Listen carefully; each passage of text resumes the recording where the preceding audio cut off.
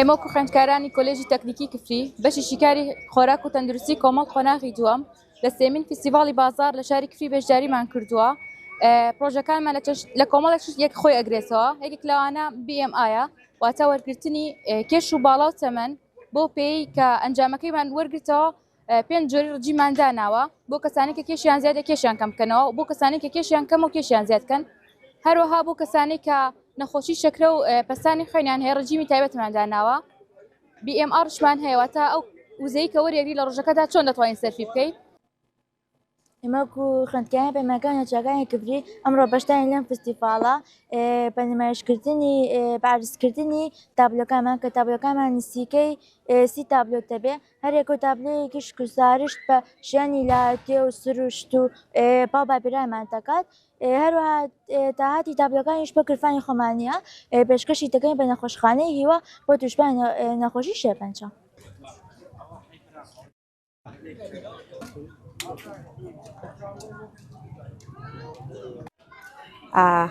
بێگومان ئەمە سێمی ساڵە فستیڤاڵی بازاڕی کفری ڕێکخراوی هاوکاری ئەڵمانی لەگەڵ ئەم فستیڤاڵی بازاڕەیە بەشداری ئەکات.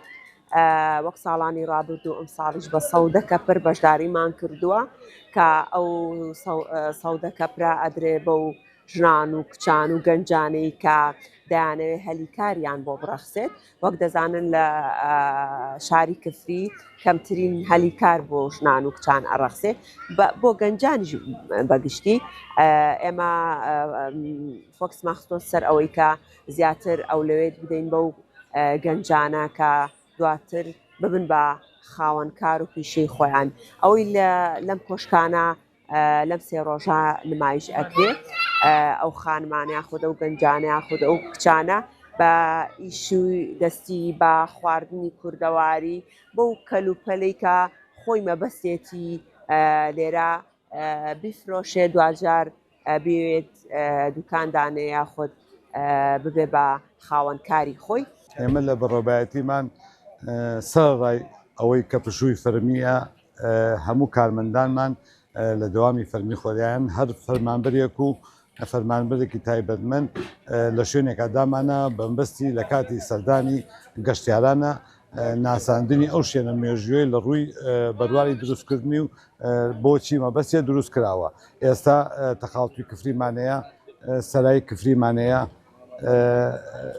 ماڵی داو زەریفەمانەیە، هەموو شوێن و شوێنەوارەکان هەمووی کارمەندی بەڕێوەبایەتیمانی لێیە تاکو لە کاتی سەردانکردنی لە فستیڤاڵەکەەوە بۆ شوێنەوارەکان ناساندنی بۆ بکەن و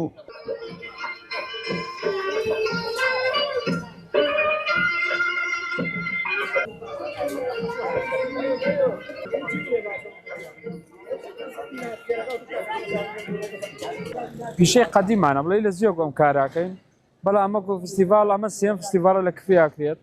بەڕاستی ئەم سێ فستیڤاڵە هەرچێکی بەشداریمان کردووە لە چای سەر ئاگر کەواتە بەدار نەک بە زوو خاڵ بۆم شتێرە بەدار کردومانە.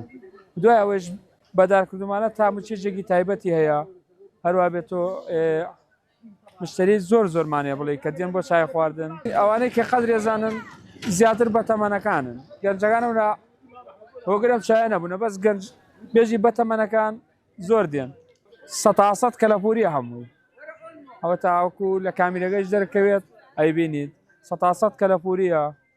دوایەوە شێوە زانیشتەکان حەزمانەوە لە کورسی و مرسی نییە بەڕاستی ئەم داروماریمان هاوردە هەمووی دامان ناوە وشۆک و کەلەپوریەکی زیاتر پیشانەدا. ئەم ساڵ دەرچوو بووم دەرچی مانگی 6 ئەم ساڵم بە یارمەتی مامۆستاکان و هەستان بە دروستکردنی ئەم جۆرە سرکانە ینی خۆم خولیای ئەوم بوو کە ئەو شتان دروستکەم ئەو سرکانان دروستکەم بۆ دروستکردی بۆ نەخۆشی خەڵک چەنەها خەڵک هەیە بەهۆی نەخۆشی و ئەناڵێنێت یەکێ لەوانە بەهۆی چاوری دڵ و جگەرەوە ناڵێنێت بە یەکێ بەهۆی ئازاری شەکرەوە ناڵێت نەخۆشی شەکرەوە بە نەخۆشی زەختەوە ناڵێت کە پێغەمبەر صلی الله علیه و سلم ئەڵێت لە کۆنەوەڵێت سرکەی سێو باشترین دەوایە باشترین شفایە بۆ نەخۆشی کە ئێمە شدانی سرکەی سێو باشترین نەخۆشیە هەستاین بە ئەو گیایانی کە بۆ سرکەی سێو بۆ شەکرە باشن تێکەڵمان کردووە کە بۆ دڵ و جگەر باشن ئەو گیانی کە 100% سروشتین ئێمە هاتوین بە باشترین کوالیتی باشترین شێواز تێکەڵمان کردووە بۆ نەخۆشی یعنی لەخوا بەجێ دامانێتە هەر کەسێک گرەی نەکردووە هاتووە بەرهەمی تری هەبووە بەرهەمی تری بردووە.